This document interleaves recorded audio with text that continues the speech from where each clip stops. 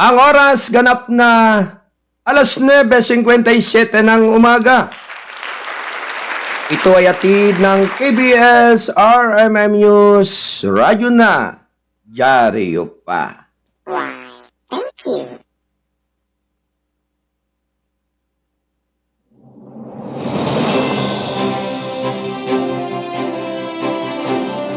Alright, isang mapagpalang umaga. Luzon, Visayas at Mindanao. Kayo po ay nakikinig dito sa ating palatuntunang gabay at patnubay. Dito sa KBS RMM News TV. Ang Kasado Broadcasting Service ay inyong laging mapapanood tuwing Lunes hanggang Biyernes. Samahan po ninyo ako sa looban ng 2 oras ng ating pagtatanghal dito sa ating palatuntunan. Dito sa Gabay at Patnubay. Ang responsabling mga mamamahayag.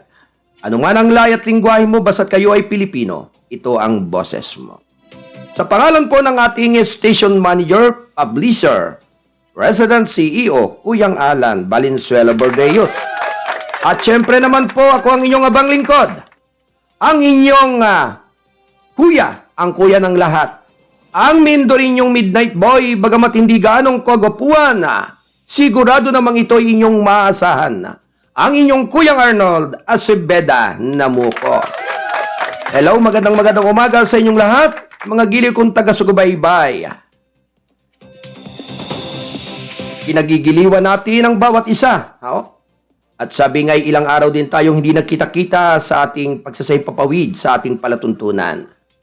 At eto na naman po ang inyong abang lingkod upang kayo ay samahan sa mga mahalagang mga bagay, mahalagang balitaan at informasyon na nagaganap dito sa ating buong kapaligiran.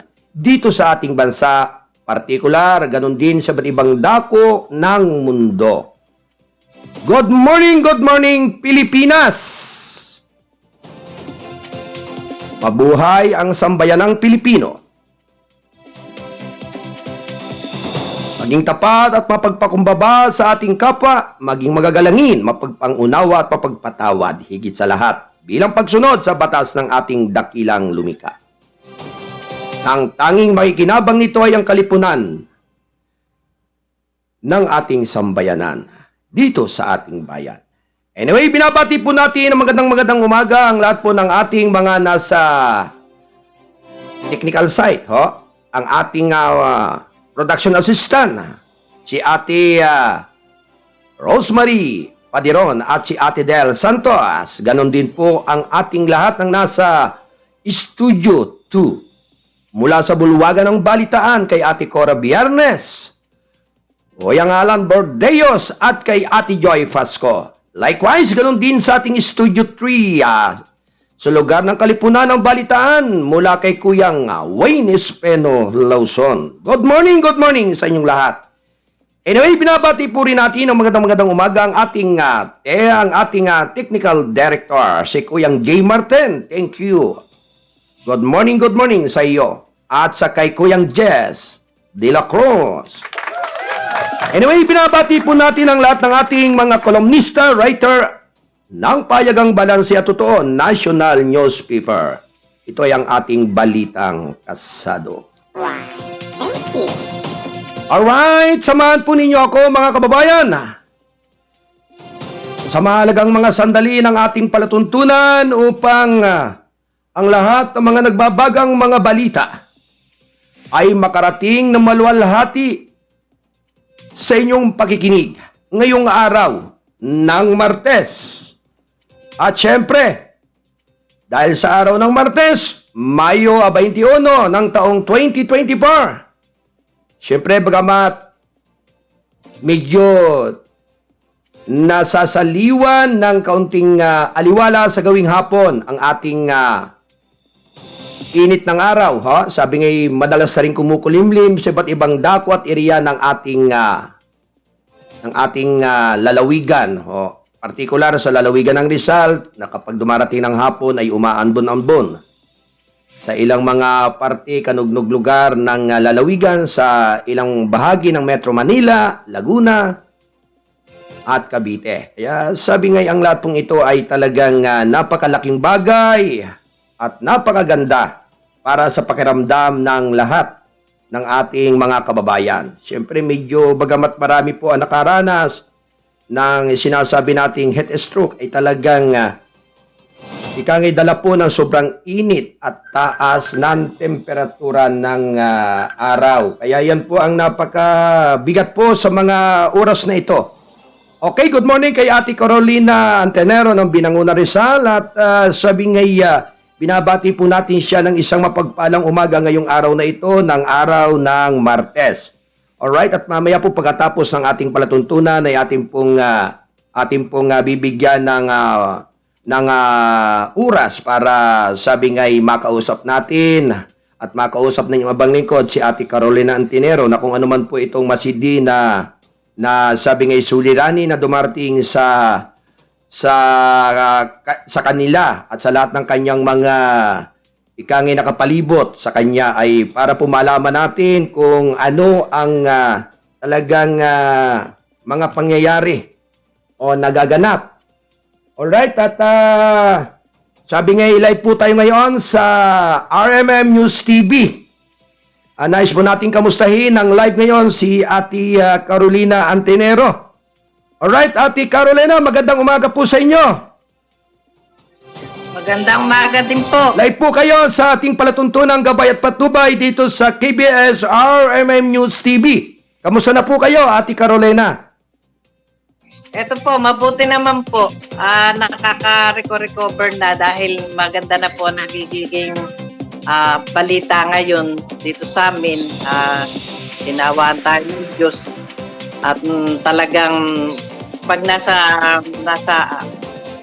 ayos ka, baga, alam ng Diyos yung nangyayari sa ating buhay na parang naagrabyado ka, andyan yung biglang tulong na dumarating sa atin galing sa Diyos na tayo. Sana, Ate Carolina, yung pong inyong sabi malaunang, matagal ang pinapangarap sa atin, sa ating ikangay mga kinauukulan na sana'y dumating na po yung sabi ngay panahon at oras na sabi ngay makamta na po ninyo yung sabi ngay biyayang handog na nagmumula sa inyong sabi ngay kaibuturan ng inyong ikangay inaayos sa panahong ito. Kamusta naman po, Ate Carolina, yung pong inyo pong lagay po ngayon sa panahong ito? Sa panahon po ngayon, meron na pong pinadala ang Diyos na hindi natin inaasahan na tumutulong sa atin ngayon. At ang ng Diyos, ang balita po ngayon, mga wala na po ang guard dyan. Wala na raw pong guard sa unahan ng AGC. At ang Mr. Legasto ay nagkaroon ng bilyata o pinayagan na yatang nakalaya po siya pansamantala, Ate Carolina, dahil po doon sa kanyang isabi nga pagiging mapangahas at mapag-angkin doon sa lugar ng kinalalagyan ng ikangay ng inyong property dyan sa lugar pong iyan, ng overlooking.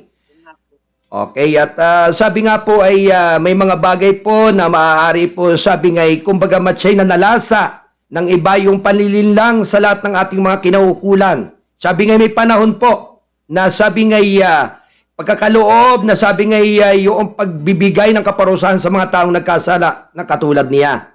Kaya lahat po ng bagay, Ate Carol, ang lahat po ng bagay na iyan ay sabi nga hindi nalilingid sa paningin ng ating dakilang may kapal.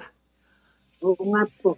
Tawa nga po ng Diyos, may isa pong dumating sa amin kahapon lang na nag-offer po na magpo-post po isang agency na may-ari magpo-post ng bagong mga guard pero sa atin na po yun, sa akin na pong guard. Opo. Sa ngayon po hindi ko po pinakita ang inyong larawan o mukha dito sa ating palatuntunan kaya ang naririnig po ng ating mga kababayan ngayon, Ate Carol, ay yung pong inyong tinig o boses na sabing inagahatid sa kanila ng mensahe. May nais po ba kayong iparating na mahalagang mensahe sa ating mga kababayan, lalo na po Partikular doon sa nangangamkam o sabi ngayon nag-a-occupy ng hindi kanilang pag-aari dyan sa lugar ng inyong nasakupan, sa lugar na iyan ng overlooking. Go ahead, Ate Carol. Ang masasabi ko lang po sa lahat po ng mga nandyan sa lupa namin, kami naman po ay willing naman po tumulong sa abot kaya po ninyo, which is kami po ang legit na may-ari. Kita nyo naman po, mula sa aming tunay na may-ari, walang harassment na nangyayari sa inyo. Bagamat ginagamit ang mga pangalan ko, nalaman naman din po ninyo na hindi po totoo yun, napakana namin na kami nagpapasingil, hindi po. Yan po inilalagay natin sa ayos, kaya nga po tayo may mga media at may legal na mga tumutulong sa atin para isaayos po ang lahat. Isa pa, sa mga nag-a-attempt po at mga nag-a-assume na mag-land grab uli sa property namin, alam naman po ninyo na may hangganan po. Hindi po naman natutulog ang Diyos. Dahil alam po ng Diyos ang paghihirap ng isang katulad namin na nagmamay-ari na hindi po kami ang nakikinabang, kundi kayo po ang nakikinabang. Sabi nga, bahala na po ang Diyos sa inyo at ang Diyos ay dito naman po kumapanig sa may katwiran. Na katulad namin na sabi nga, maging humble tayo sa harapan ng Diyos at alam naman ng Diyos kung sino ka at sino tayo sa harapan niya. Yun lang po. Alright, Ate Carol. Sa mga oras pong ito ay marami po ang nakasubaybay sa ating palatuntunan, gabay at patnubay at karamihan po ay mga tagalugar ng lalawigan ng Rizal. Kaya ipinararating po natin sa mga kinaukulan. Si Ate Carol Antinero, siya po ay madaling lapitan at madali po siyang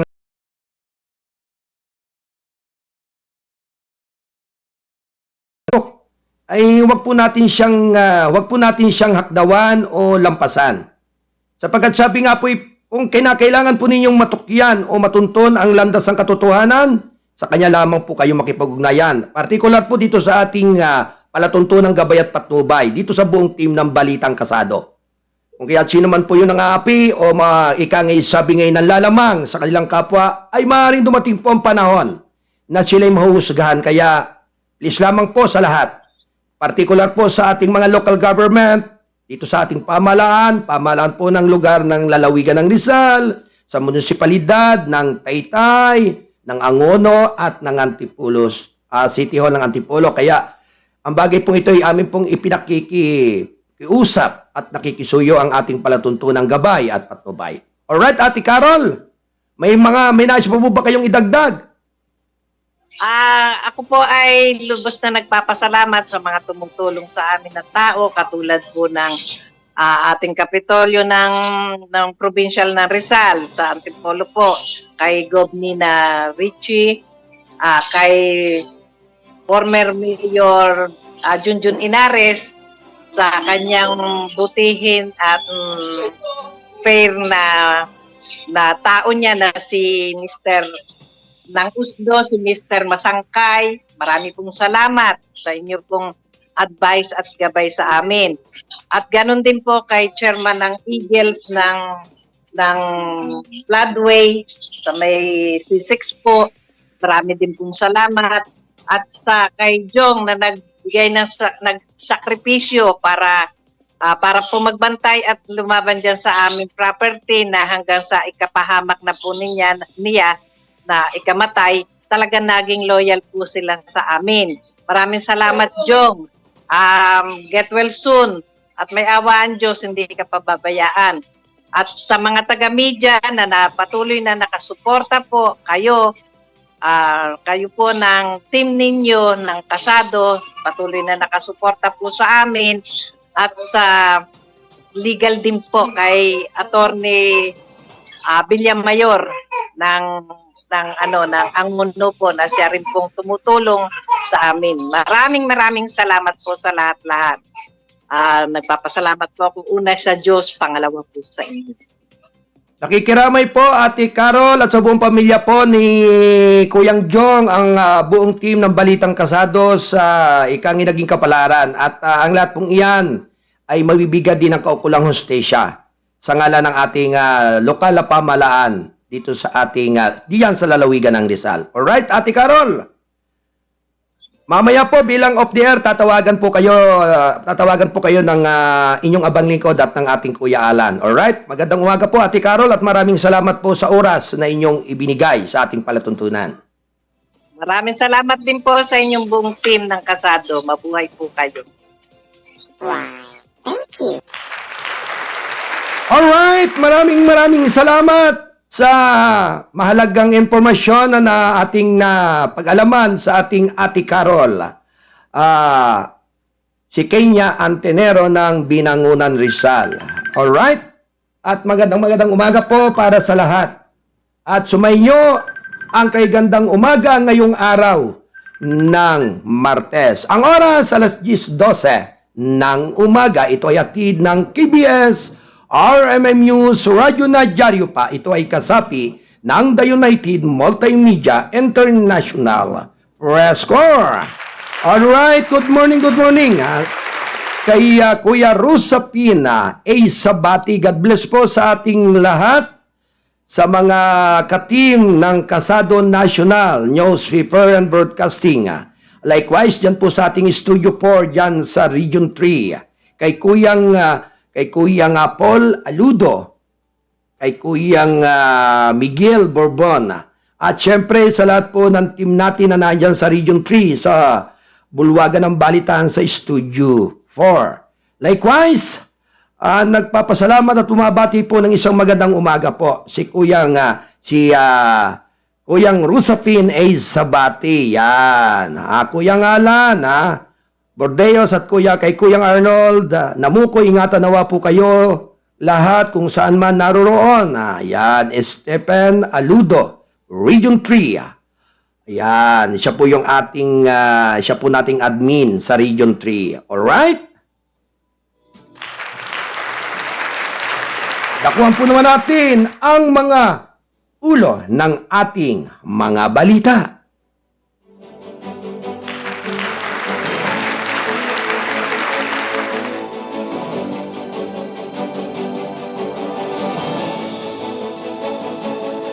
Gayaan Eastern Summer tumama sa 50 Celsius level heat index para sa second straight days. Why, thank you. Round 1. Lady, go! Marcos humingi ng probe sa wiretapping ng China sa AFP opisyal. Why, thank you. Round 1. Lady, go! Samantala, mga larawan kasama sa Go Walang Patunay ayon kay PBBM. Why, thank you. Round 1. Lady, go! China Policy vs. Trespassers sa South China Sea. Hindi katanggap-tanggap, Marcos. Why, thank you. Round 1. Lady, go! Samantala, 100k ex-rebelde na sang mag-abil ng amnesty program. Why, Maganda yan. Round 1. Lady, go! Samantala, 2 sugatan sa pagsabog ng granada sa kapilya sa Cotabato City. why, thank you. Round 1. Lady, go! NSC exik pag-aristos ng China sa West Philippine Sea trespasser. Isa na namang taktika sa takot. Why, thank you. Round 1. Lady, go! Samantala, mga kababayan, DILG nutusan ng NAPOLCOM na tanggalin ang kapangyarihan ng pulisya sa Banban Mayor. Why, thank you. Round 1. Lady, go! Senate panel binanggit ang ex-FDIC agent sa paghamak sa patuloy na pagsisinungaling. Why, thank you. Round 1. Lady, go! Escudero, ang bagong Senate President. Why, thank you. Round 1. Samantala, Go! mga kababayan at mga kaibigan, tree housing project sa Maynila para makinabang ang mga empleyado ng City Hall. Why, thank you. Round 1. Mambabatas, gustong makulong ang mga ex-official sa likod ng umano'y China deal. Why, thank you. Yan ang nararapat. Ready, go! Samantala walang Pilipinong nasaktan ng pagsabog ng Mount Ibo sa Indonesia ayon sa DMW. Why, thank you. Round 1. Ready, go! Samantala ang gulo sa Chocolate Hills dulot ng mga kakulangan sa batas. Why, thank you. Round 1. Ready, go! Antabayanan ang buong detalye ng ating mga balita. Mga ilang sandali po lamang.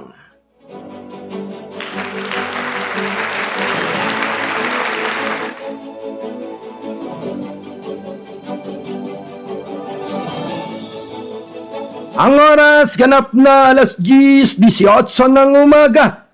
Ito ay atid ng balitang kasado. Ang payagang balansi at totoo. National Newspaper. Ito ay sa pagtataguyod ng buong persa. Ng balitang kasado ang payagang balansi at totoo. National Newspaper. At ito ay sa pagiging masinop at masipag ng lahat ng ating mga columnista writer na nasa iba't ibang dako ng mundo. Likewise, ganun din sa lahat ng ating mga masisipag na mga reporters. Ang ating mga kasado patroller na ngayon ay nakaantabay upang magatid at magbigay ng mga mahalagang mga balita.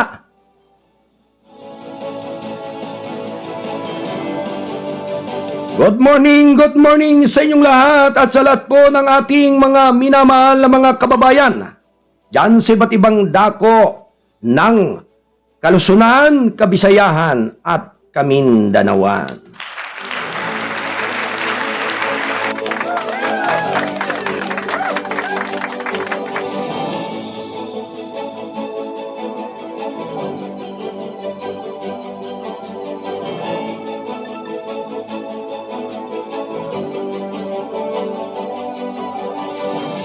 Ang oras ganap na alas 10:19 ng umaga. Tuloy-tuloy lamang po ang ating balitaan.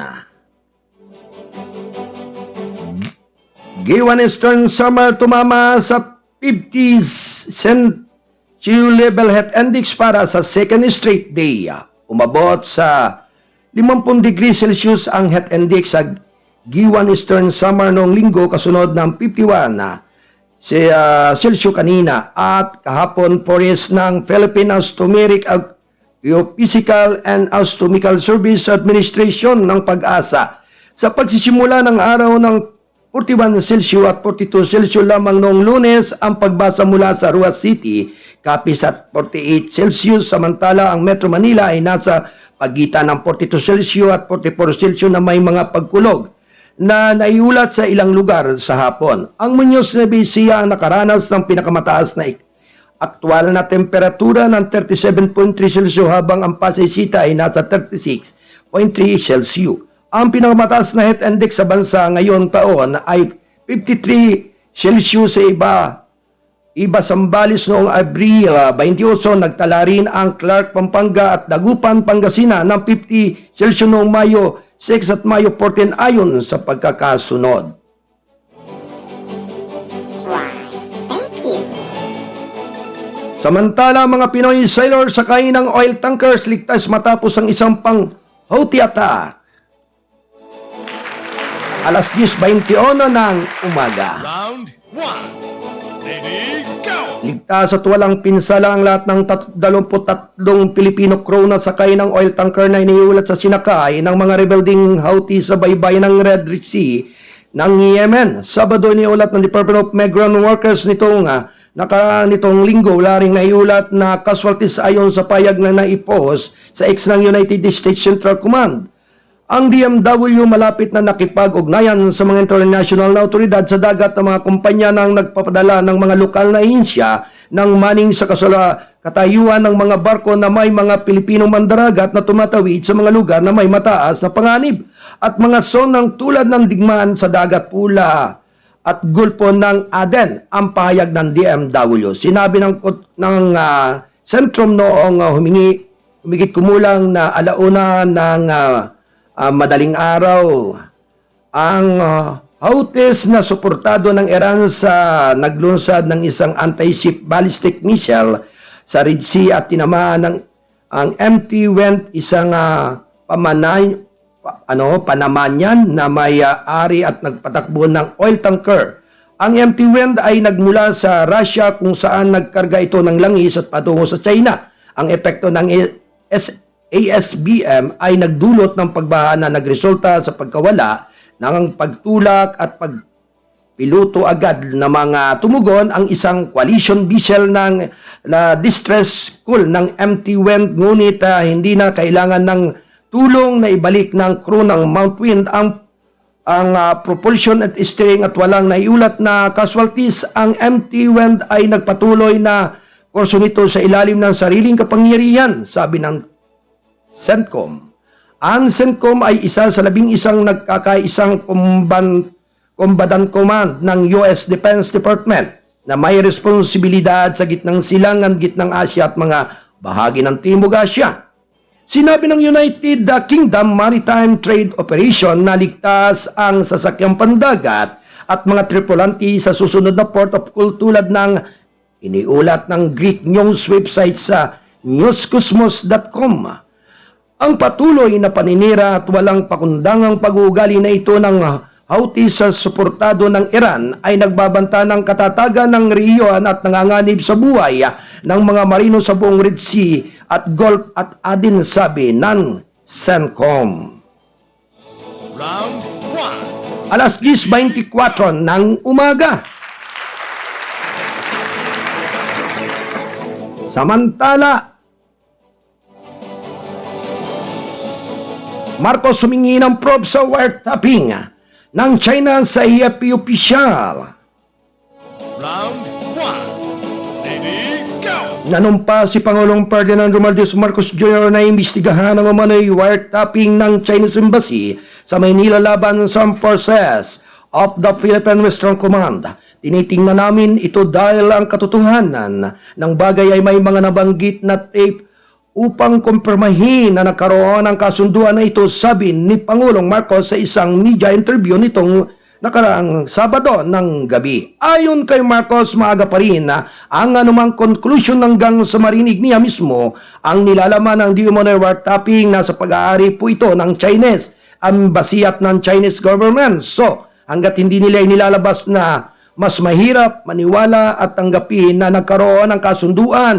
Sabi niya sa tanong kung inatasan niya ang mga ahensya ng gobyerno na maging extra careful tungkol dito, sinabi ni Pangulong Marcos na walang direktibang ganyan, ngunit binigyang diin ang umiiral na patakaran sa isyu. Dagdag pa ng Pangulo, nagtulungan ang Department of Information and Communication Technology at Department of Science and Technology o DOST para mas maging matatag at secure ang cybersecurity sa bansa. Aniya, plano na nilang dalhin ang ilang mga ekspertong Pilipino na kabilang sa mga pinakamagaling sa mundo na magtrabaho para sa gobyerno bilang free agents upang makatulong sa pagpapalakas ng cybersecurity ng bansa. Ang ilan sa mga pinakamagaling na tao sa cybersecurity ay talagang Pilipino pero civilian sila, may kailangan nating dalhin ang ilan sa kanila, sabi ni Pangulong Marcos. Hindi ko alam kung makakaharap tayo ng arrangement para magtrabaho sila sa militar para magtrabaho sa mga ahensya ng gobyerno. Siguro bilang isang malayang ahensya, titingnan natin, dagdag pa niya. Samantala, sinabi ng AFP na administrative decision ang pagtatalaga kay Rear Admiral Alfonso Torres Jr. bilang bagong Westcom Chief. Si Torres ang pumalit kay dating Westcom Chief Vice Admiral Alberto Carlos sa personal leave simula noong Mayo 7. Walang ibinigay na dahilan ng militar sa pag-alis kay Carlos kung saan si Torres ang inilagay bilang acting Westcom Chief. Nauna nang natag si Carlos ng Chinese Embassy bilang military official na sumang-ayon umano sa kanilang new model arrangement sa pamahala ng tensyon sa Ayungin Sol.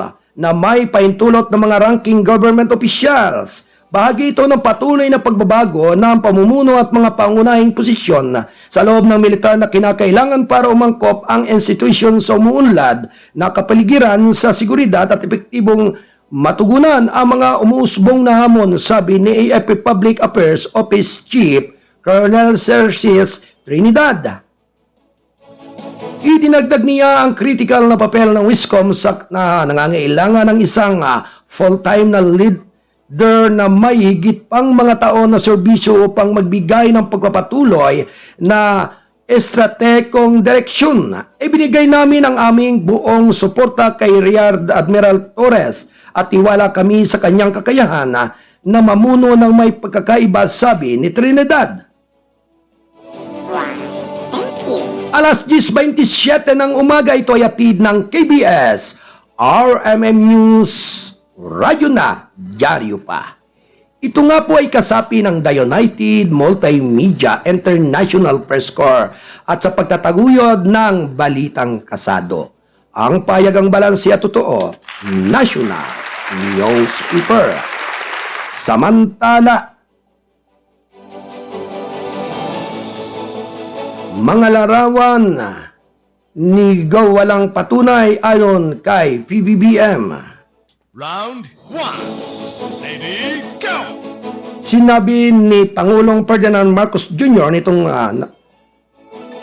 na walang pinatunayan ang mga larawan niya kasama si Bamban Tarlac Mayor Alice Go sa gilid ng paglaglag ng alyansa sa pagitan ng Partido Federal ng Pilipinas at National People's Coalition sa Makati. Sinabi ni Pangulong Marcos na hindi niya kailanman tinanggihan ang paghingi ng selfie ng sinuman. Nagpost si Guo ng mga larawan nila ni Marcos o ni Pangulong Marcos na magkasama sa social media matapos ibak ng Pangulo ang proof na kadudadudang pagkakakilanlan ng lokal na ehekutibo dahil walang nakakakilala sa kanya.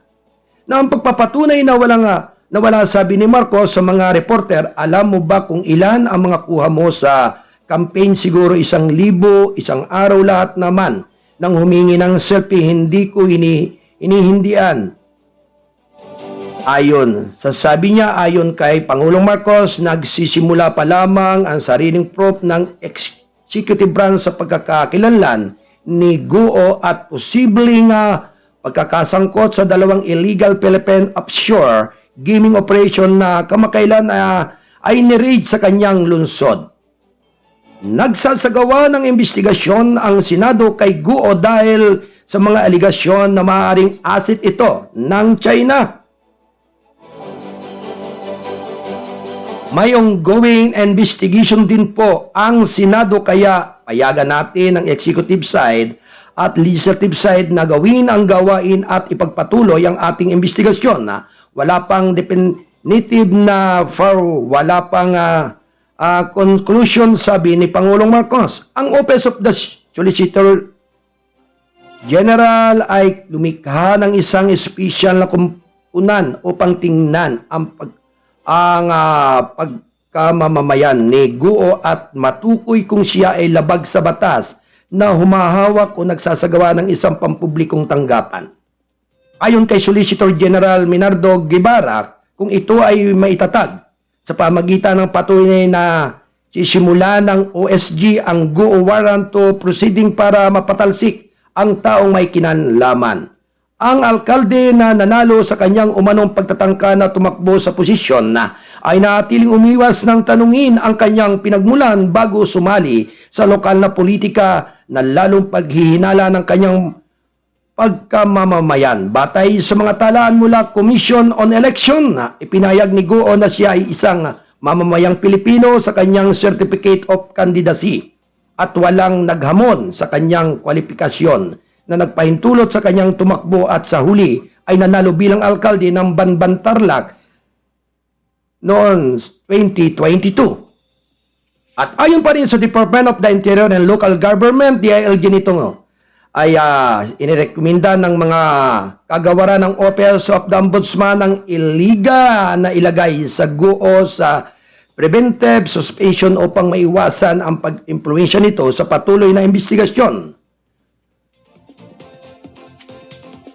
Ayon kay Abalos, nilikha ng DILG noong Abril 5 ang 7 tauhan na task force na pinamumunuan ni Atty. Benjamin Zabala ng Internal Audit Service upang imbestigahan ang mga aligasyon hinggil sa pagkakaugnay ni Guo sa illegal na operasyon ng pugo sa kanilang bayan. Ang update report ng task force ay isinumiti noong nakalipas na May 17, 2024 ng taong kasalukuyan sa Office of the Ombudsman para sa kanilang nararapat na aksyon base sa report. May mga nakababahalang findings ng serious illegal acts na maaaring may severe legal implication, sabi ni Abalos sa kanyang pahayag. Hindi na nagbigay ng karagdagang detalye. Bukod dito, sinabi ni Abalos na walang kapangyarihan ng DILG na direktang suspindihin o i-dismiss ang lokal na opisyal. Dahil dito ay pinagpaliban ng DILG ang ombudsman hinggil sa anumang parusa na maaaring ipataw laban kay Guo alinsunod sa disciplinary authority nito sa mga elective officials ng mga lokal na pamahalaan sa ilalim ng Section 21 ng Republic Act No. 6770 saad ni Abalos. Dagdag pa niya, patuloy na magipagtulungan ang DILG sa ombudsman at iba pang investigative bodies sa bagay na ito. Why, thank you. 10:33 ng umaga, ito ay hatid ng buong persa ng Balitang Kasado. Ang payagang balansi at totoo, National Newspaper. Siyempre ito ay sa pagtataguyod po ng ating masipag, matikas, at talagang mapagbigay si Kuyang Alan Bordeos. At siyempre kapag talagang balitaan, hindi po mauunahan ang Balitang Kasado. Sapagkat ito po ay alinsunod sa masipag at matyagang publisher. Yan nga po ay si Kuyang Alan. Yan. Kaya magandang umaga, Kuyang Alan Bordeos. At sa buong Bordeos family, sa buong Biyernes family, yan. At sa lahat po ng mga kapatid natin, ng mga responsabling mga mamamahayag. Magandang umaga po sa inyong lahat. At sumainyo ang kay gandang umaga nga po ngayong araw ng Martes. Siyempre, today is Tuesday. Siyempre, kaya Martes ay talagang Tuesday. Di ba? Okay.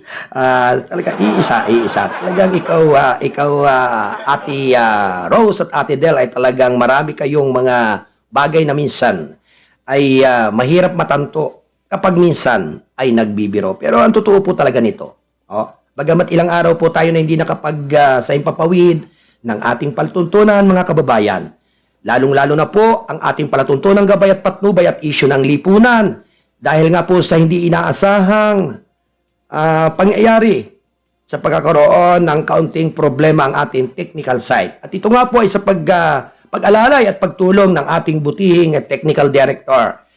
Ang direktor din po ng pelikulang Pilipino, si Kuyang J. Martin. Kaya maraming salamat, Kuyang J.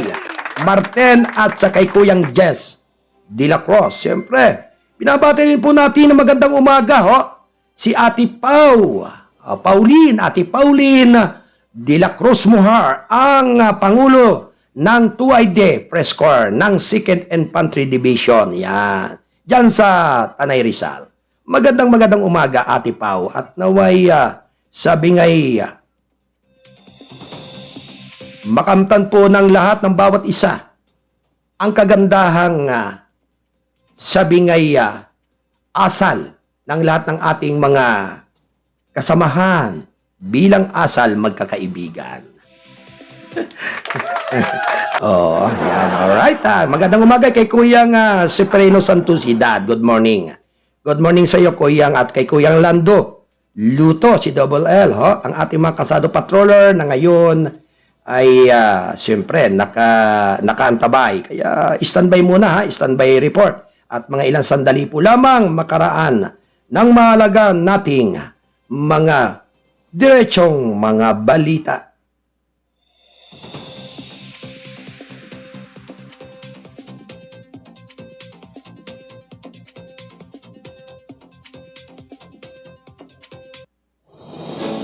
Alright, China policy sa BS trespassers sa South China Sea hindi katanggap-tanggap. Ayon kay Pangulong Marcos. Why, thank you. Round 1. Ready, go! Sinabi nga ni Pangulong Ferdinand Romualdez Marcos Jr. nitong Sabado na lubos na hindi katanggap-tanggap ang patakaran ng China na ikulong ang mga umano'y trespassers sa South China Sea kabilang ng mga magkakapatong na exclusive economic zone ng Pilipinas sa gilid ng paglagda ng alyansa sa pagitan ng Partido Federal ng Pilipinas at National People's Coalition sa Makati City. Sinabi ni Pangulong Marcos na gawin na pamahalaan ang anumang hakbang upang maprotektahan ang mga Pilipino sa gitna ng lumalalang tensyon sa pinag-aagawang karagatan. Ang ganyang aksyon ay magiging ganap na hindi katanggap-tanggap sa Pilipinas, sabi ni Pangulong Marcos. Hindi ko pinag-uusapan ang mga detalye ng operasyon kaya iwanan ito sa amin. Pero ang posisyon na ginawa natin ay hindi yan katanggap-tanggap yan at gagawin natin kung anuman ang mga hakbang para laging maprotektahan ang ating mga mamamayan, dagdag niya. Nagbigay umano ng kapangyarihan ang China sa sarili nitong Coast Guard na ikulong ng hanggang 60 araw nang walang paglilitis sa mga dayuhan, trespassers at natatawid sa sinasabing hangganan nito. Ito ay matapos matagumpay na matapos ng ating coalition ang civilian convoy nito sa Escorbord Shoal sa West Philippine Sea. Ang bagong panuntungan ng China at trespass ay nagdulot ng matinding batikos mula sa mga autoridad ng Pilipinas. Ayon sa Philippine Coast Guard spokesperson Jay Tarilla, ang hakbang na ito ay isa lamang illegal action, katwiran ng imaginary 9-dash line claim nito sa halos buong South China Sea. Noong 2016 nanalo ang Pilipinas na landmark international arbitration case laban sa China na nagpapawalang bisa sa ambisyoso nitong 9-dash line claim na nagmamay-ari ng buong South China Sea. Binatikos din ng mga mambabatas sa Pilipinas ang bagong panuntunan ni China na sinabi ni Senate President Juan Miguel Zubiri na lumabag ito sa United Nations Convention on the Law of the Sea na nagpoprotekta sa kalayaan at paglalayag sa dagat. Sa panig naman ni Speaker Martin Romualdez, nanumpa siya na tututol ang Kamara de Representantes na anumang pag-aristo ng China sa loob ng 200 nautical miles iisa ng Pilipinas. Hindi papayag ang bahay ng mga Pilipino na anumang pag-aristo sa ating mga kababayan o nangingisda.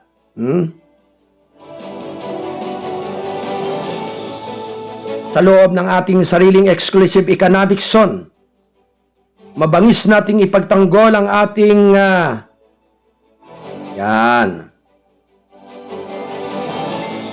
ang ating soberanya, titiyakin ang kaligtasan at karapatan ng ating mga kababayan, sabi ni Romualdez.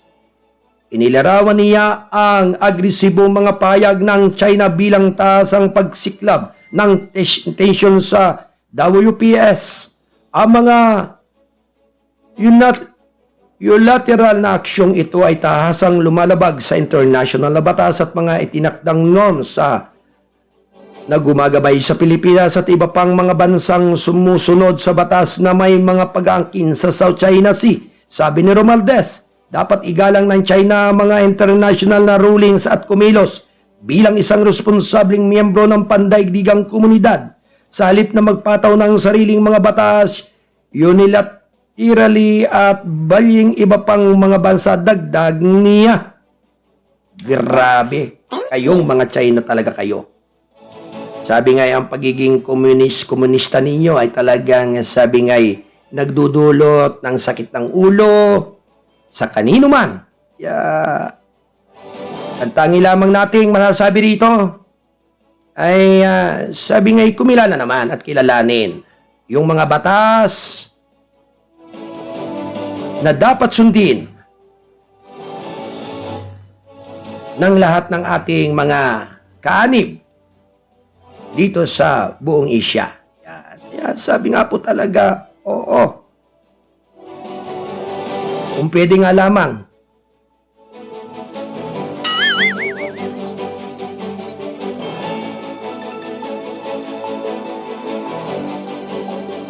Samantala, 100K ex-rebelde inaasang mag-abil ng amnesty program. Round 1. Ready, go! Inaasa ng National Amnesty Commission ang nasa 100,000 dating rebelde na makakaabil ng amnesty program ni Pangulong Ferdinand Marcos Jr. sa isang news forum. Sinabi ni NAC Commissioner Nasir Maruham Salik na inaasahan niyang ang bulk ng mga amnesty applicants ay magmumula sa Moro Islamic Liberation Front at Moro National Liberation Front. Naglabas si Marcos ng ilang proklamasyon na nagbibigay ng amnestiya sa mga miyembro ng MILF, MNLF at Revolusyong Partido ng Manggagawa ng Pilipinas, Revolutionaryo Proletarian Army, Alex Buncayo Brigade. Gayon din sa mga dating miyembro ng Communist Party of the Philippines, New People's Army National Democratic Front o CPP-NPA, NDF at sa kanilang mga organisasyong Frente Initiative po iyong numero na binigay na sa amin ng mga 100,000 ang mag-abil, sabi ni Moro Homsalik. Aliwanag niya, nagsimula kamakailan ang proseso ng amnestiya kasunod ng pag-concurrence ng Kongreso sa mga presidential proclamation. So, ang alam namin, libo-libo po ang nakalinya na mag-file ng application sa amin. Ang mga papiles ay ginawa ng mga organisasyong binigyan ng amnestiya ang MNLF, ang MILF, ang CPP at ang Kapatiran. At so, hinihintay po namin at huwag po natin madaliin, sabi niya. Dagdag pa niya, inaasang darating ang bulk ng mga aplikasyon ngayong buwan hanggang ngayong Hunyo. Inilabas na ang NAC ang IRR para sa Amnesty Proclamation numbers 403, 404, 405 at 406 na inilabas ng punong ehekutibo ngayong buwan. Sa ilalim ng IRR, ang amnestiya ay tinutukoy bilang isang gawa ng kapangyarihang soberanya na nag-aalis ng pananagutan sa kriminal para sa mga nakaraang pagkakasala sa politikal. Hindi napansin at binura ang pagkakasala kung saan ang mga tao ay sinisingil o nahatulan at pinapayagan ang mga taong ito na tumayo sa harap ng batas na tila walang pagkakasala na nagawa. Ang pagbibigay ng amnestiya ay nagpapawi sa anumang pananagutan sa kriminal para sa mga gawaing napailalim sa amnestiya grant at nagpapanumbalik ng lahat ng karapatang sibil at pampubliko ng nasuspende o nawala sa bisa ng kriminal na paghatol. Ayon kay NAC, ang mga individual na paghahanap ng amnestiya ay kailangan mag-file ng kanilang mga aplikasyon sa anumang lokal amnesty board kung saan kailangan nilang sumailalim sa mga paunang pagsusuri sa pagiging karapat-dapat. Pagkatapos ay ipapasa ng LAB o LABs ang mga rekomendasyon nito sa NAC na lalong mag-irespaso sa mga aplikasyon ng amnestiya at magbibigay ng mga rekomendasyon nito sa Pangulo para sa huling pag-aproba. Sa mga kaso kung saan ang mga aplikante ay naghaharap ng mga warrant ng pag-aristo at nais na personal na isumiti ang kanilang mga aplikasyon sa LAB, maaari silang humiling ng isang provisional safe conduct pass mula sa board ng maaga. Samantala, ang mga individual na kasalukuyang nasa detention facilities ay tatanggap ng ng tulong mula sa mga supervisory officers upang mapadali ang kanilang aplikasyon. Ang mga aplikante na naninirahan sa ibang bansa ay maaaring mag-apply ng amnestiya sa pamagitan ng konsulado ng Pilipinas sa kanilang kasalukuyang bansang tinitirahan. Okay? Ayon sa NAC, Ang walang window para sa mga aplikasyon ng amnestiya ay sumasaklaw sa 2 taon mula sa mga epektibong pitsa ng mga proklamasyon. May 4, 2024 para sa mga miyembro ng RPMP, RPA, ABB, MILF at MNLF. At Marso 13, 2024 para sa mga dating miyembro ng kaugnay ng CPP, NPA, NDF at kanilang mga organisasyong nasa harapan.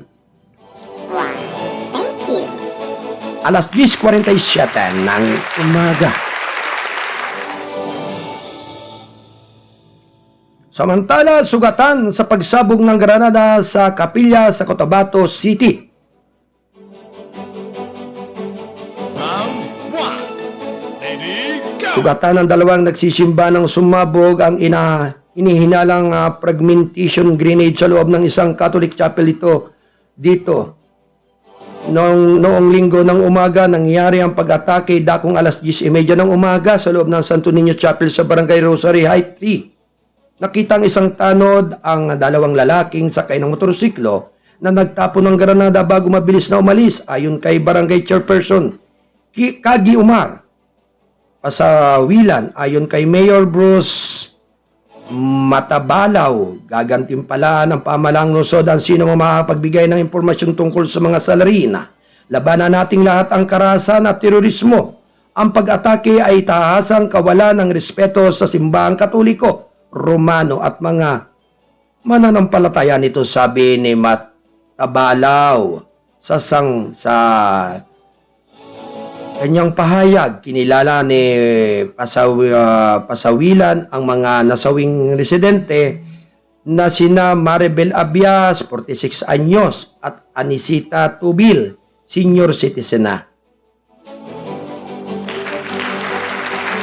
Alas 10:49 ng umaga. Round 1. Ready, go!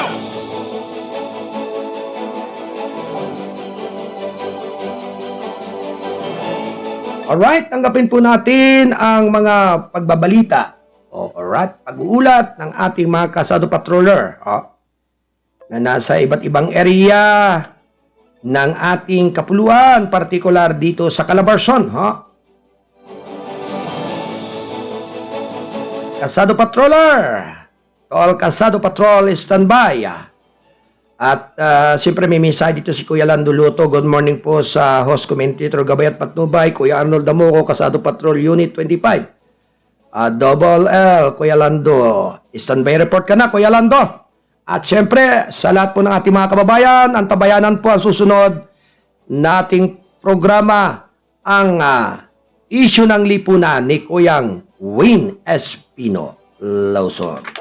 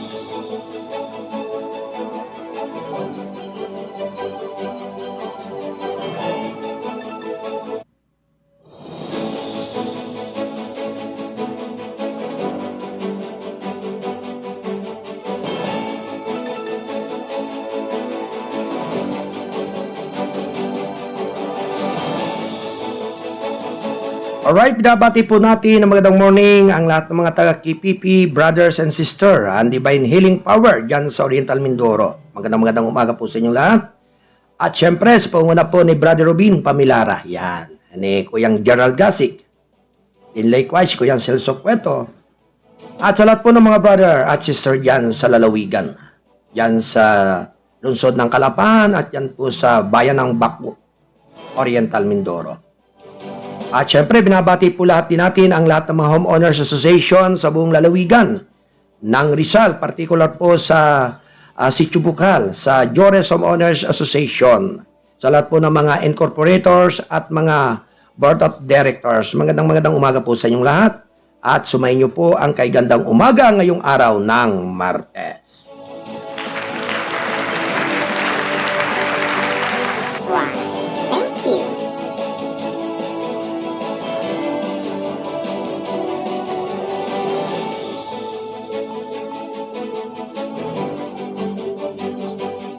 Alright, medyo mahirap ang signal ng ating mga kasado patroller. Mga kasado patrol, pakipunta lang kayo sa medyo malakas ang inyong mga signal para madali kayong ma-pick up ng ating communication. At kung maaari, kayo na yung sabi ngay mag-inform dito sa atin sa himpilan. Oh. At nakaupi naman ang ating linya ng ating himpilan.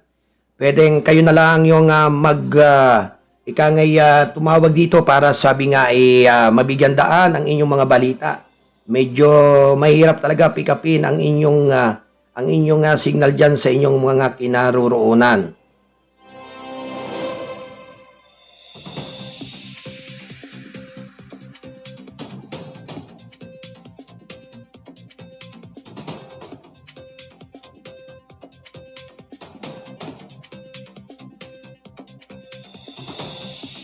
Alright, tuloy-tuloy lamang po ang ating pagsasayang papawid ng mga mahalagang mga balita.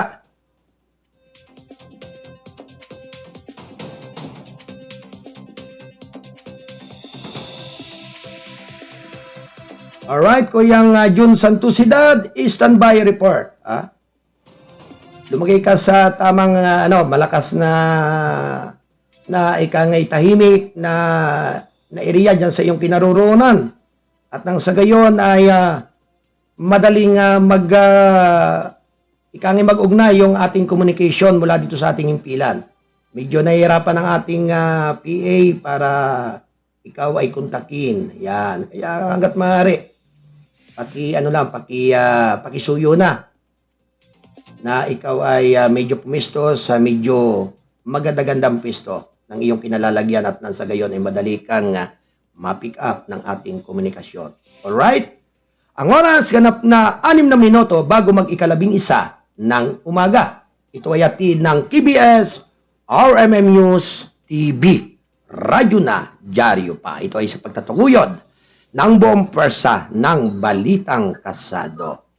Siyempre ang payagang balanse at totoo. National Newspaper. Kuyang John, pakipisto sa isang medyo matahimik na area at sa pinakamalakas na signal. Alright? May pag-uulat po ang ating kasado patrol. Yan. At yan nga po ay may kinalaman mula kay Kuya Jun Santosidad, isang construction worker na lalaki arestado sa Anti-Criminality Operation Chance of Apan sa Quezon City. Ang detalye ay magmumula sa ating Kasado Patrol. Kasado Patrol 40 mula pa rin sa Quezon City. Mula kay Kuyang John Santosidad. Alright, Kuyang John, good morning sa iyo diyan.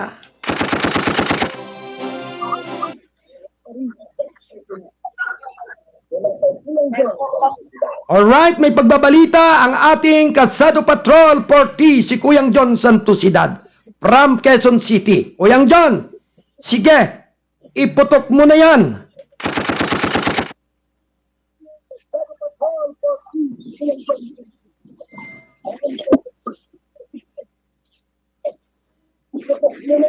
Alright, Kuyang Jun. Go, go. Na lalaki arestado sa Anti-Criminality Operation Chat Apang hapon ng hapon. Mga station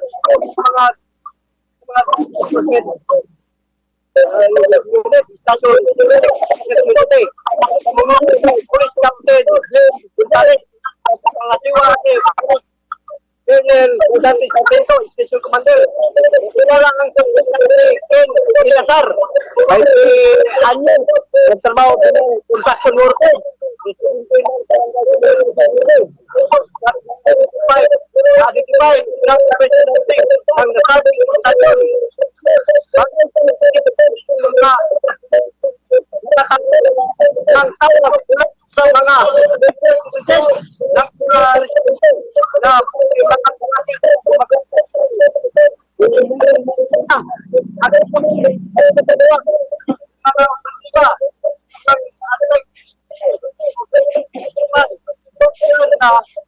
isang lalaki at ang iba nakatakbo. Narecover ng mga iba mula sa mga suspect, mula sa suspect. Pinasang plastic kasi ng hinalang marijuana. Isang silver kulay blue, isang green horse kulay itim, isang lighter na kulay at ang pinasong marapil na iya. Hindi na ako kasi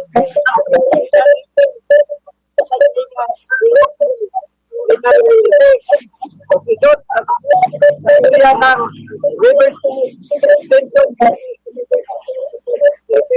Dapat alas 5:25 ng hapon, Mayo 20, 2024 na hapon.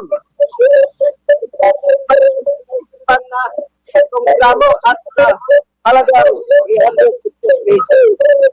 Ito rin ang guys sa bawat limit. Wala dito sa pinagkita ko sa inyo sa kusad. Nagulad na kayo patuloy ng TV.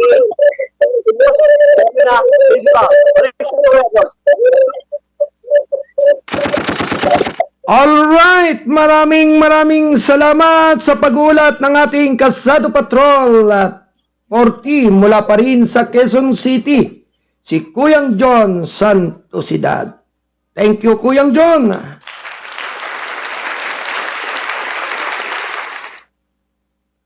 Ang oras, ganap na alas 10:59 ng umaga. Ito ay atid ng KBS RMM News Radyo na Dyaryo pa. Ito ay kasapi ng The United Multimedia International Press Corps.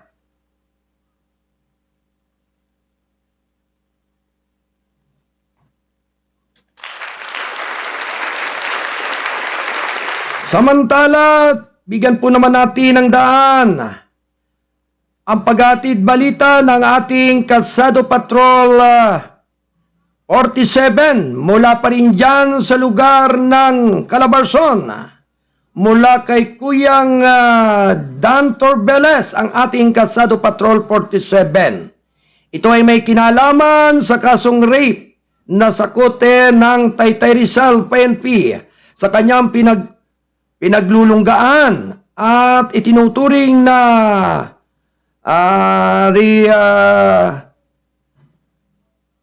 regional wanted person ng rehiyon.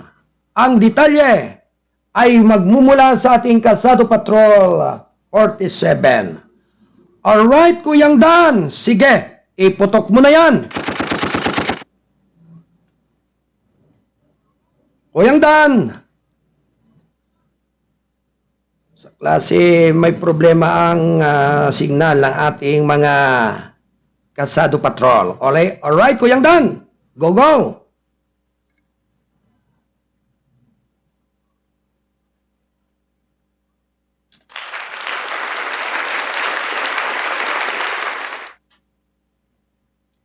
Alright. Balikan po natin si Kuyang Dan. Medyo sa klase, wala talaga mahina rin ang signal ni Kuyang Dan. Alright, Kuyang Dan, pakipisto ng ayos dyan sa lugar ng iyong kinaroroonan. Kaya medyo talaga may problema talaga ang signal sa klase.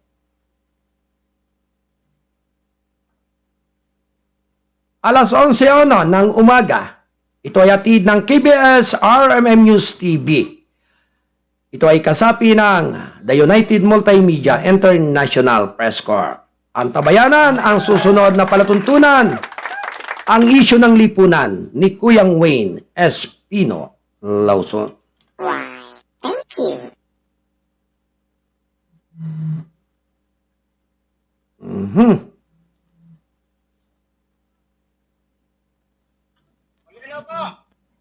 Alright, Kuyang Dan. Malinaw ba ang dating?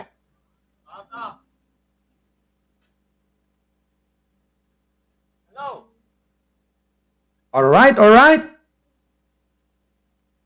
Klase, may problema ang ating linya. Oh.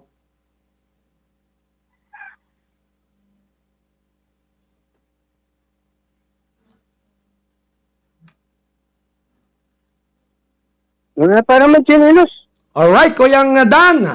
Nasa linya po ang ating Kasado Patrol 47. Ito po ay may pagulat hinggil sa naharap na kasong rape na sakote ng Taytay Rizal, PNP. Sa kanyang pinaglulunggaan at itinuturing na regional wanted person ng Rion. Ang detalye ay nagmumula kay Kuyang Dan Torbeles. Alright, Kuyang Dan. Sige, iputok mo na yan. Yes, maraming salamat kay Arnold. Copyright, okay ba dyan sa... Clear. Loud and clear. Dito na ako sa itaas. Sumagkat muna ako sa itaas. Talagang ayon sa'yo na medyo malabo. Nasa kulungan ng Rias na Bakal ang isang 32 anyos na lalaki na kabilang sa regional most wanted person. Nang mahuli ito ng Taytay Rizal Police Warrant Clock Team na dakong hapon kay Arnold sa Barangay San Juan ng nabanggit na bayan dito sa Rizal. Ang kinilala naman ng mga pulis na si alias Slim, 26 anyos, construction boy, residente ng nabanggit na bayan Rizal. Ang nakarating naman ito kay Rizal Police Provincial Director Police Colonel Felipe Maragon na may kinalala ng kasong rape. Itong sinasabing suspect. Ayon sa report ng Taytay Police, ang suspect ay itong akusado ay inaresto ng mga operatiba dahil sa bisan warrant of arrest o mula sa RTC sa nasabing kaso na walang inirekomendang piyansa ko yung Arnold ng korte at nasa pasilidad nito ng kustodiya na ito ang akusado sa Taytay Rizal Police Station nakakulong. Mula sa Rizal para sa Balitang Kasado, ito si Kasado Patrol 47, Dan Torbeles. Nagulat live sa TV sa Reming News TV, may dyaryo pa. Alright, maraming salamat sa pag-uulat ng ating Kasado Patrol 47, Kuyang Dan Torbeles. Thank you, Kuyang Dan.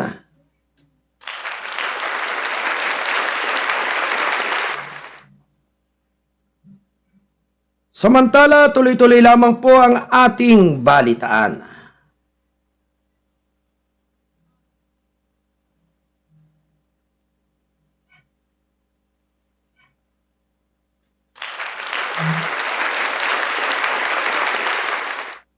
Alright, walang Pilipinong nasaktan sa pagsabog sa Mount Ibu sa Indonesia ayon sa DMW.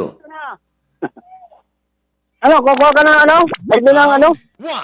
Wala pang naiulat na nasaktan sa Pilipino sa pagsabog ng bulkan sa Indonesia ayon sa Department of Migrant Workers nitong Lunes ng gabi. Ang Department of Migrant Workers sa pamamagitan ng Migrant Workers Office nito sa Singapore ay nag-ulat ng walang mga Pilipino overseas Filipino workers ang nasugatan o napinsala dahil sa kamakailang aktibidad ng bulkan ng bundok Ibu sa lalawigan ng North Maluku sa Indonesia, sabi sa advisory ng DMW.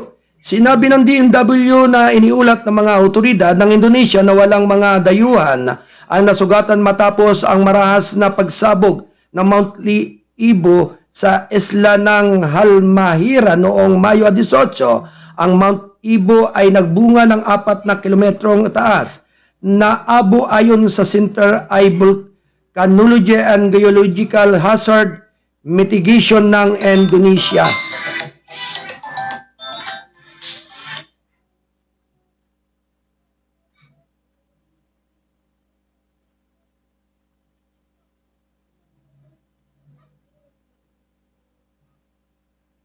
Ang Mount Ibu ay mga 310 km mula sa Manado City na matatagpuan sa isla sa Halmahera sa lalawigan ng North Maluku. Ang ahensya ng bulkan ng Estado Volcanology Survey ng Indonesia ay nagtaas ang antas ng alerto ng Mount Buo sa pinakamataas noong Mayo 16 matapos ang maraming pagsabog sa buwang ito. Sa ulat ng Jakarta Post, inilikas ang mga residente mula sa 7 kalapit na barangay habang inirekomenda ang mga autoridad na linisin ang 7 kilometro o 4.35 milya radyos mula sa bulkan ayon sa DMW. Nasa paligid ang 550 ang mga Pilipino sa lugar. Why, thank you. Round one. Lady, go! Ang oras ganap na alas 11:07 ng umaga. Ito ay atid ng KBS RMM News TV ng Balitang Kasado. Alright? Dakuan po naman natin ang pag-uulat ng ating Kasado Patrol 25 si Double L. Ito ay may kinalaman ukol sa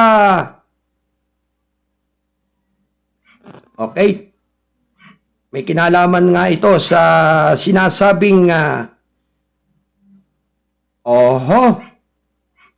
crackdown sa mga hindi nakapag-consolidate na mga PUB nagsimula na sa buong detalye.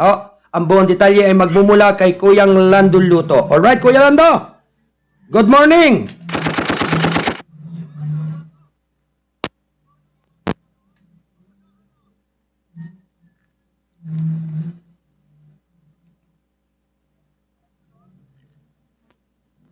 Alright, Kuya Lando. Good morning. Ano yung iyong balitang yan? Sige, iputok mo na. Salamat, Colonel. Good morning. Good morning, good morning. Ito ay may kinalaman ba dito sa sinasabing mga kababayan? May kinalaman nga po doon sa, doon sa consolidate ng mga PUB. Nagsimula na. O sige, Kuya Lando, sige, putok mo na yan. Yes, maraming salamat. Pero bago yan ang balita, ay una po, Kuya Arnold, ay nakikiramay po ako. At hinatid na sa huling hantungan ang namayapang na si dating alkalde ng Dasmariñas, Cavite at nagselbing kongrista ng 4th District ng Lalawigan ng Cavite na si Attorney Congressman P.D. Barsaga. At Kuya Arnold, at ito ay pinangunahan ni Cavite Provincial Police Office Director Police Colonel Eleuterio M. Ricardo Jr. stands the rendered funeral honors in the memory of late Congressman P.D. Barsaga, Cavite 4th District, representative as its dedications, integrity, and unwavering commitment to public service have left an indelible mark on our society. His contribution to our community and his tireless advocacy for the betterment of our nations will be remembered with gratitude and respect. At naulila niya, Arnold, ang kanyang may bahay na kasalukuyang alkalde ng Dasmariñas, Cavite na si Mayor Gine Barsaga. Muli po at nagkiramay po ang buong Kasado Broadcasting System ng RMN News TV, radyo at ng Balitang Kasado National Newspaper. At samantala, Colonel, tama ka nga. Ito ay nagpalabas na nga ng crackdown ang hindi nakapag-consolidate doon sa PUB Modernization Program ng ating gobyerno. Dahil nagsimula na nga ang hulihan sa mga pumapasada na mga traditional jeep na hindi nakapag-consolidate sa ilalim ng PUB Modernization Program ng ating gobyerno. Ayon kay LTFRB Chair Attorney Chubilo Guadis III, tapos na ang ibinigay na ilang palugit sa mga unconsolidated, kaya nituturing na silang kulurong, Kuya Arnold. At i-impound na nga ito. Suwak sa 1 taon suspension o raw 10,000 pesos ang multa ng driver ng jeep, habang 50,000 pesos naman sa mga operator. Una na rito, Kuya Arnold, pinadalhan ng LTFRB ng show cause order sa mga operator at chopper at hindi nakapag-consolidate upang magpaliwanag dito. Mula dito sa lalawigan ng Cavite, ako si Kasado Patrol Unit 25, Double L, Kuya Landuluto, nag-ulat para sa Gabay at Patnubay ng KBS RMN News, radyo na, ano pa. At mula nga, Kuya Lando, meron ako babati sana. Okay, go ahead, Kuya Lando. At pinabati ko ng maligayang karawan sa kanyang 40th years birthday na si Ginilyn Suyom Kudisal. Ito kahapon ito, Kuya Lando, Mayo 20, kanyang pagdiriwang ability. Happy birthday, Ginilyn Suyom Kudisal. At ito, Kuya Lando, na pagbati ito mula sa kanyang asawa na si Richard Kudisal, ng Captain Roger Bigshop at ng paring Edgar Suyom na asawang si Maring Mi ng sa Panguno Ternate, Cavite. Maraming salamat. Back to you, Arnold. Alright, maraming salamat sa pagulat ng ating Kasado Patrol 25 mula kay Double L, Kuya Lando Luto. Thank you, Kuya Lando. Samantala, tuloy-tuloy lamang po ang ating balitaan. Antabayanan po ang susunod na programa, ang isyu ng lipunan ni Kuyang Wayne Espino Lawson.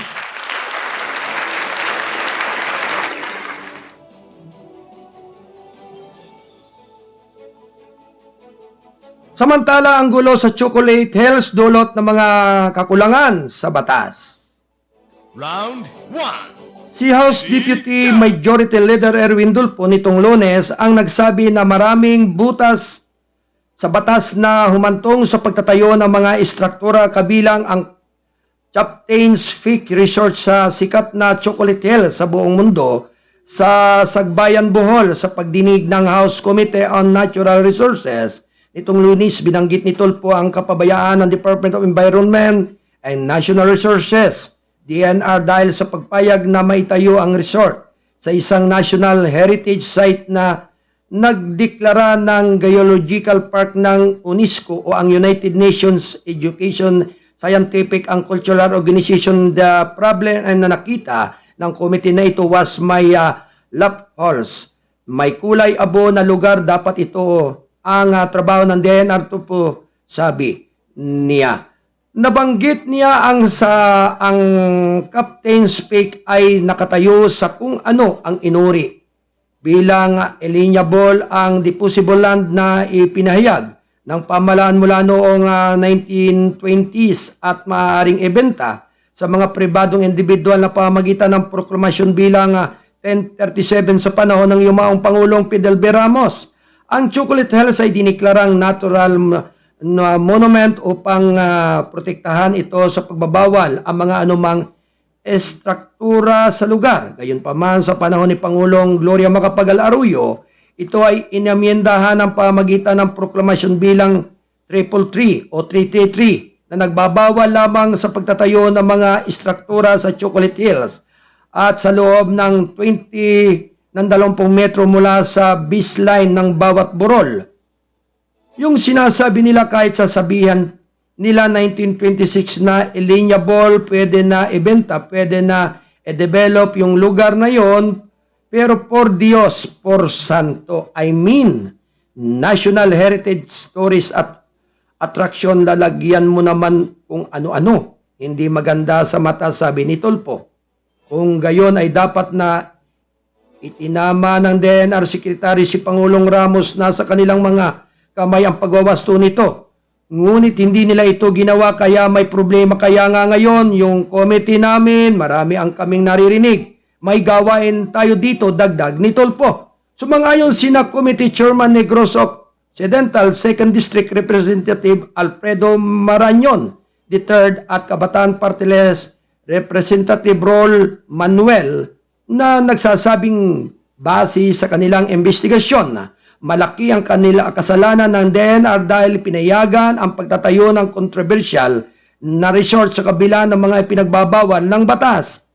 Ayon sa mga mambabatas, base sa kanilang investigasyon, agad silang magbibigay ng kaukulang rekomendasyon upang maitama ang mga kakulangan ng batas at maiwasan ang mga katulad na insidente sa hinaharap. Thank you.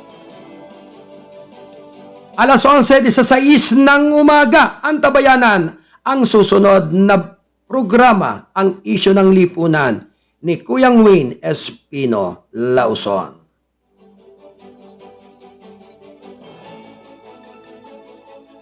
Samantala,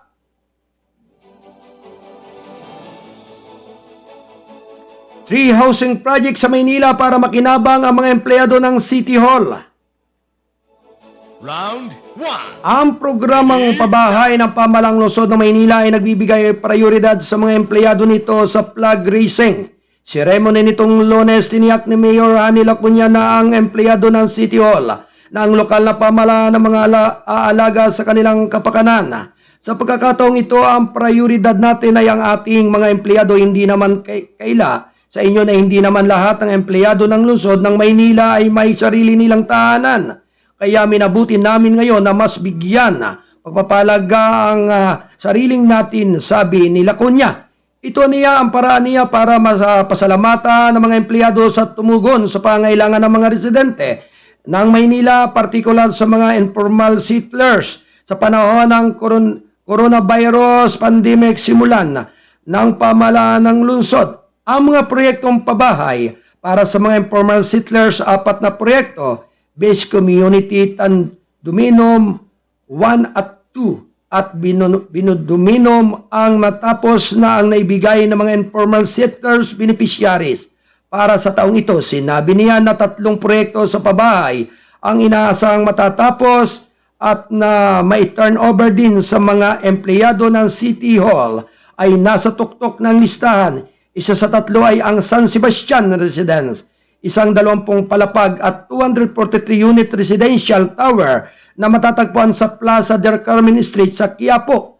Ang bawat unit na may sukat na 40 square meters na may 2 silid, tulugan, isang toilet at paliguan, kusina at receiving area bago matapos ang taon. Inaasahang matatapos din ang 2 pang-housing projects, isa sa kahabaan ng Pedro Health Street at ang isa naman sa San Lazaro Street sa Santa Cruz. Ang Manila Urban Settlement Office ang nagtatasa ng mga kwalipikadong benepisyaryo. Thank you. Round 1. Ready, go! Samantala, mambabatas, gustong makulong ang mga ex-official sa likod ng umano'y China deal. Round 1. Ready, go! Dapat managot ang mga dating opisyal ng gobyerno na nasa likod ng umano'y gentleman's agreement sa China kung mapapatunayang totoo ang sinasabing secret deal. Ayon kay Taguig City and 2nd District Representative Amparo Maria Zamora nitong Lunes, kailangan silang ilagay sa likod ng mga rihas. Pagka talaga matukoy na natin kung sino talaga yung behind, yung mga taong behind this so-called gentleman's agreement, we should hold all of them accountable. Dapat ikulong natin sila, she said in press conference at the House of Representatives kasunod ng pagsisimula ng probe sa umano'y kasunduan na ginawa umano para sa na mapanatili ang status ko sa Ayungin Sol. Ang incumbent Department of Foreign Affairs and Defense Department official na dumalo sa pandinig ay pawang itinanggi ang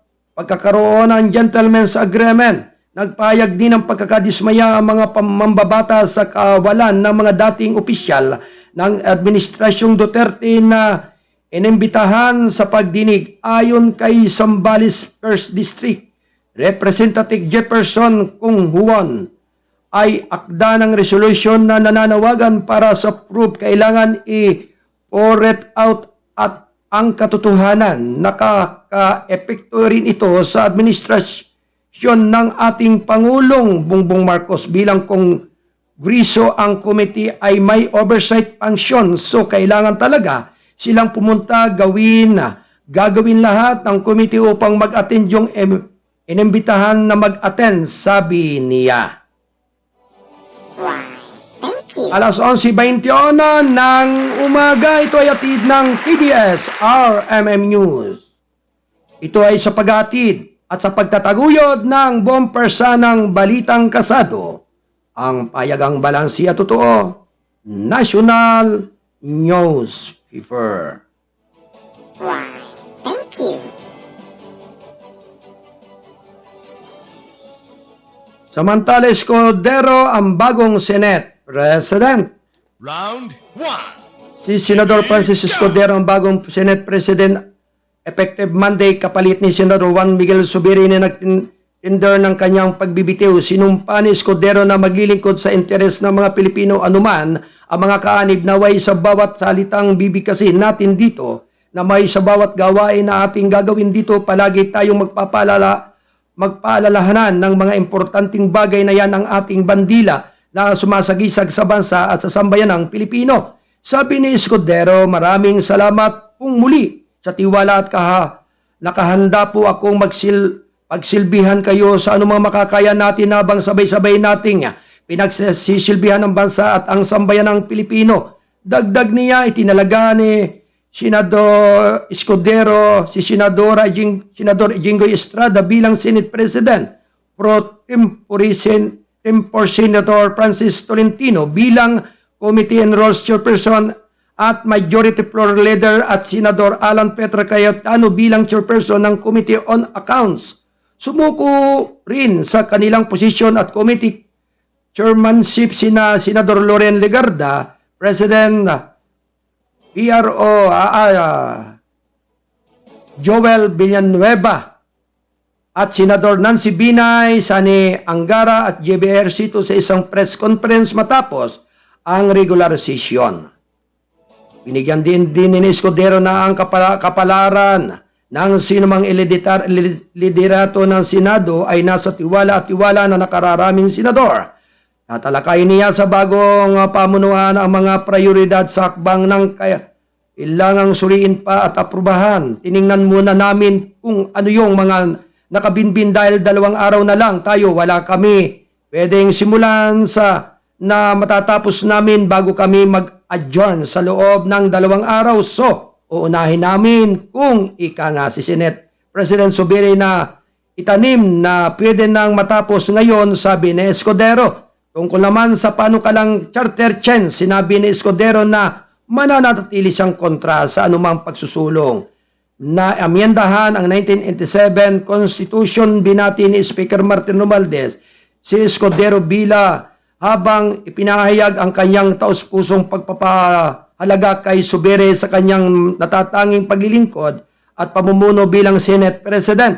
Ang dedikasyon at kasipagan ni Senador Zubiri ay malaki ang naiambag sa ating mga nagawa sa batas at sa pagsulong ng ating bansa. Ang kanyang pagsisikap na pagtatuyod ng diwa ng kooperasyon sa loob ng Senado ay naging napakahalaga, Romualdez said in a statement. Ayon sa Speaker, optimistic siya sa bagong partnership ng Senado House of Representatives. Maraming hamon at oportunidad ang ikinakaharap ng ating bansa at mga pamagitan ng pagkakaisa. Pakikipagtulungan ay epektibong matutugunan natin ang mga ito na magsisikap tungo sa mas magandang kinabukasan para sa lahat ng Pilipino.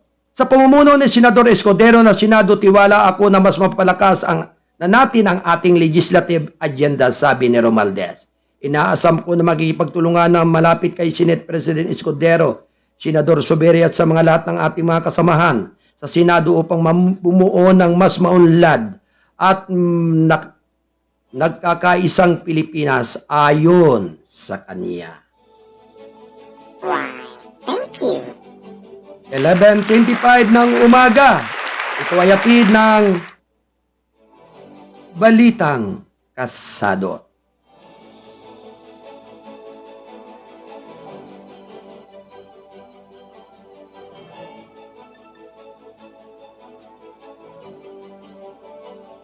Samantala, Senate panel binanggit ang Expedia agents na sa paghamak sa patuloy na pagsisinungaling. Round 1. Binanggit ng Senate Committee on Public Order and Dangerous Drugs nitong Lunes si dating Philippine Drug Enforcement Agency Agent Jonathan Morales na paghamak sa patuloy na pagsisinungaling sa harap ng panel. Ang motion ay matapos mabigo si Senador Jinggoy Estrada na makakuha ng konkreto sagot mula kay Morales tungkol sa kanyang kadudadudang personal data sheet na isinomite niya nang mag-apply siya sa PDEA. Sa pagdinig, ang senador ay nagsisikap na makakuha ng pag-amin mula kay Morales na muli na sa kanyang sarili na sa kanyang aplikasyon para sa pagsagot ng hindi sa isang tanong ng PDS kung dati siyang dishonorably discharged sa serbisyo. Si Morales ay bumaba sa role and Philippine National Police na dismiss at suspended sa serbisyo bago sumali sa PDEA. Sinungaling talaga ito si Mr. Chairman. Tinanong ko kanina kung perma niya ito. He said already admitted na perma niya ito. Kanina tinanong ko, ito ba ang sulat kamay mo? Ang sabi niya, hindi niya maalala nung present ko ito kung PDS sa kanya. Pinag-aralan niya, inamin niya na handwriting niya raw. Now, he has diniing na hindi siya sinagot itong isang question. Sino ang naglagay ng no? Molto, sabi ni Estrada. Sinabi ni Morales kay Estrada na tanungin ang PDEA dahil sa kanila nagmula ang record ng PDS na ginawa naman ng senador. Hindi ako si Jonathan Morales. Kami PDEA, hindi kami si Jonathan Morales. Sagot ni PDEA Compliance Service Director Ronick Cudya. I move na siya ay ma-cite na contempt dahil patuloy na nagsisinungaling sa harap ng komiting ito. Ibagsak siya, paki-instruct na lang po ang Sergeant at Arms, Estrada said. Ang kanyang motion ay seconded na sa pamagitan ng panel, Chairperson Senador Ronald Bato de la Rosa, sa ika-4 na public hearing ng committee sa umano'y PDEA leaks. Bago si Morales, binanggit din ni De La Rosa sa contempt si Eric Santiago, dating empleyado ng National Police Commission dahil sa pagiging sinungaling din sa harap ng panel. Suspendido si De La Rosa ang pagdinig at pagpapasyang huwag nang mag-schedule ng isa pa abang hinihintay ang pagbawi ng businessman na si James Kumar na ang pangalan ay kinaladka din sa mga controversial na nakapalibot sa umano'y leaked documents ng PDEA.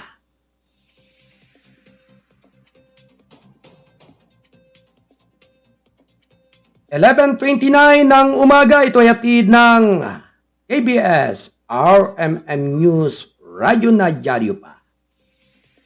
Ito ay kasapi ng The United Multimedia International Press Corps. DILG natusan ng NAPOLCOM na tanggalin ang kapangyarihan ng pulisya sa Banban Mayor. Round 1. Ayon kay Department of the Interior and Local Government Secretary Benjamin Abalos Jr. nitong Lunes, inatasan na niya ang National Police Commission na simulan ang paglilitis upang bawiin ang kontrol ni Bamban Tarlac Mayor Alice Goo sa mga lokal na pulis na nasasakupan nito. Local officials have supervision over the police. So, ang gagawin namin ngayon ay have instructed the NAPOLCOM to initiate proceedings for the withdrawal of the mayor's deputization. Ibig sabihin nito, pagkatapos ang investigasyon na ito, with sufficient grounds, we will withdraw the deputization of Mayor Goo as the consequence of the privileges attached dito are revoked immediately, including its control and supervision of its local police.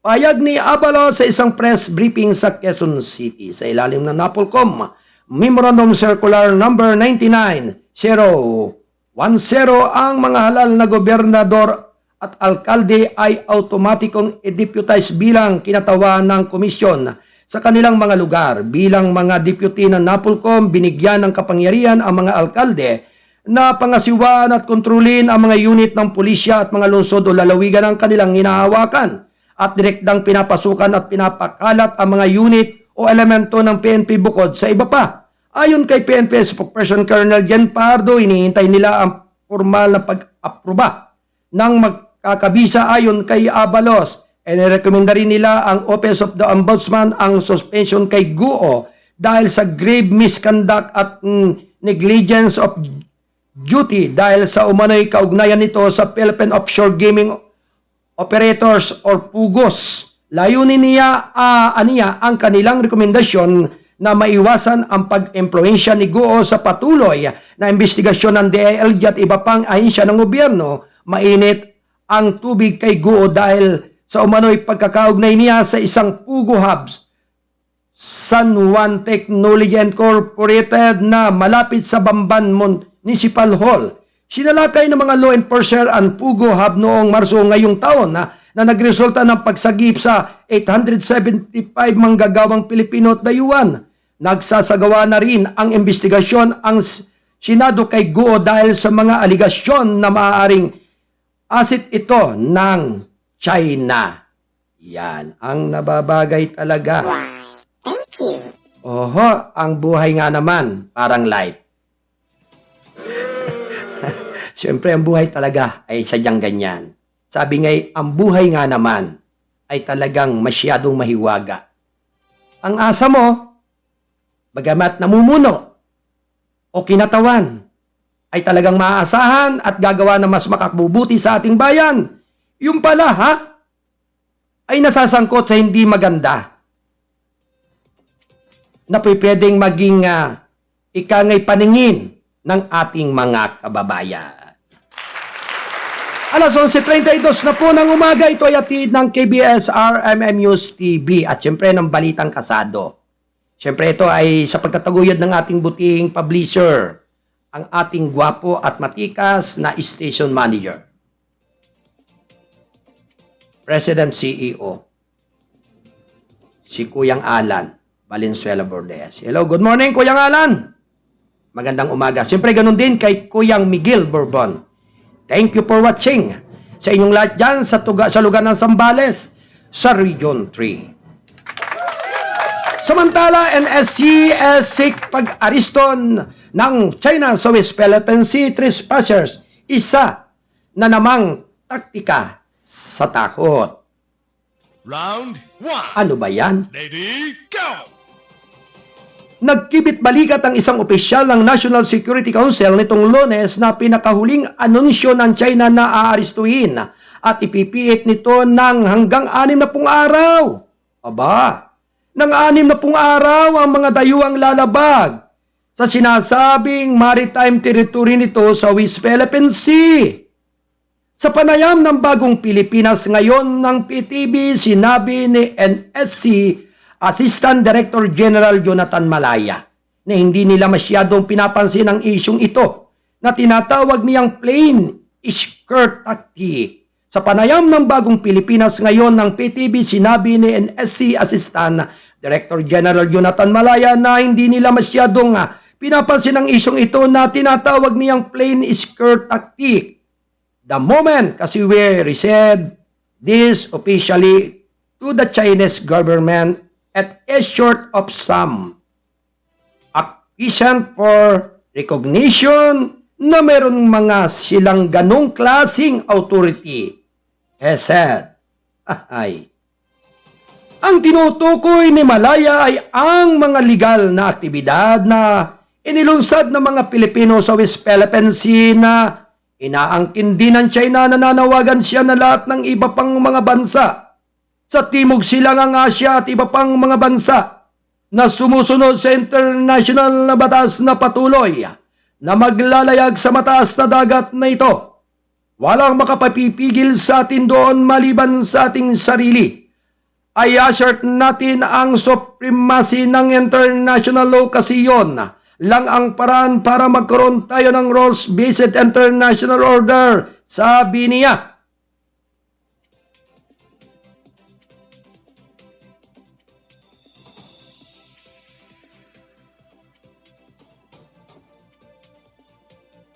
Nauna nang sinabi ng China na binigyan nila ng autoridad ang kanilang Coast Guard na arestuhin at ikulong ang hanggang 60 araw ang walang paglilitis sa mga dayuhang pagtatangkang pumasok at lumabag itinuturing nitong maritime borders simula Onyo Kense. Aba, tinatawag ni Malaya ang pinakahuling hakbang ng China na as provocative and escalatory dahil tila nagbabantay ito sa mga mangingisdang Pilipino. Wag silang mangisda bukod sa Pilipinas, sinabi ni Malaya na nagpapayag na rin ang pagkakabahala ang Brunei, Indonesia, Malaysia at Taiwan na pinakahuling hakbang ng Beijing.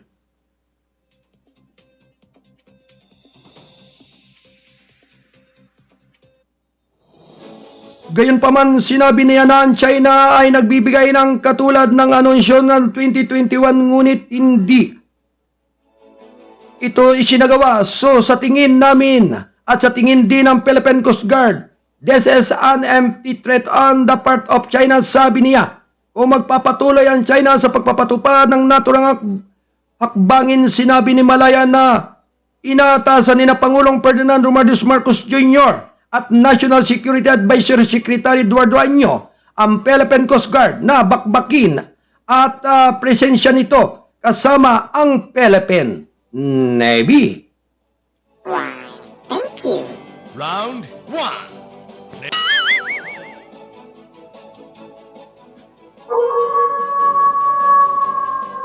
Grabe talaga mga kababayan. Sa mga nangyayaring ito ay isang napakalaking hamon sa karapatan ng ating sambayanang Pilipino. Ang patuloy na pagpupumilit ng mga salbahing mga Tsinong ito. Kaya sana naman, huwag naman ganyan. Napakalawak na nga ng inyong bagamat napakalawak ng inyong bansa. Ang Pilipinas po'y napakaliit lamang na island dito sa buong mundo. Kaya lamang talaga nga po, ang mga Pilipino ay talagang, sabi nga, kahit saan man lumugar ang Pilipino, ay talagang laging bida. Sa kagandahang asal at laging pasensyoso. Pero sana naman po, sa lahat ng ating mga kababayan na nakikinig sa mga oras na ito, ay huwag po tayong maapektuhan ng anumang uri ng takot at tensyon na maging dulot ng pagkabalisa ng bawat isa ng ating mamamayan dito sa ating sambayanan. Kung kaya't yan po ang kabuuan ng ating mga balita, ang tabayanan po ang susunod na palatuntunan ng isyu ng lipunan ni Kuyang Wayne Espino Lawson. Alright, magandang umaga po sa inyong lahat at sumainyo ang mapagpalang araw ngayong araw ng Biyernes. Kaya pasensya na po at medyo na-late po ang aming oras ng aming palatuntunan. Kaya siyempre ito po ay medyo na-adjust po lamang dahil sa mga nakalipas pong araw ay nagkaroon po ng hindi inaasahan natin na technical problem o kaunting problema ang ating himpilan ng KBS RMM News TV. Kaya medyo may mga inaasikaso lamang din po na mga mahalagang mga gawain ang lahat po ng ating mga kasamahan, ang lahat po ng ating mga katim at kapatid ng responsabling mga mamamahayan. So, ang tabayanan po lamang ang susunod na palatuntunan.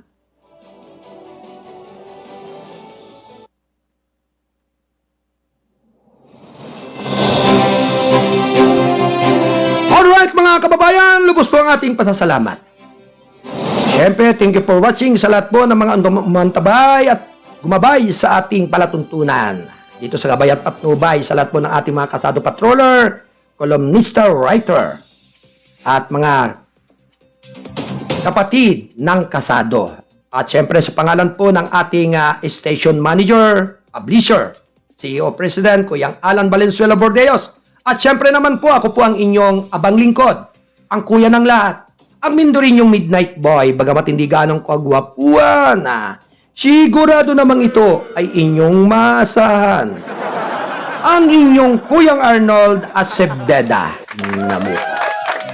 Ay, lubos po ang pasasalamat at pansamantala nagpapaalam sa inyong lahat, mga giliw kong taga-subaybay at muling magbabalik sa araw ng bukas sa ganap na 8 ng umaga sa ating palatuntunan upang ihatid ang mga mahalagang mga informasyon at mga balitaan. Sumainyo nawa ang pagpapala ng ating dakilang lumikha.